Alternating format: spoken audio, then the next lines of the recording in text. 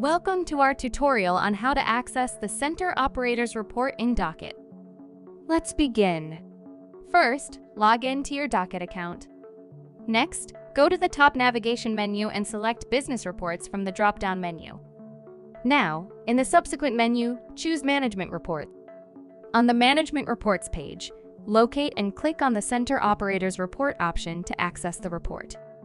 To customize the report parameters, such as selecting the desired time period and revenue sources, navigate to the Customization options. After configuring the parameters to your preference, click the Generate Report button. Now, you can review the detailed results to gain valuable insights into revenue performance and financial accuracy. Congratulations!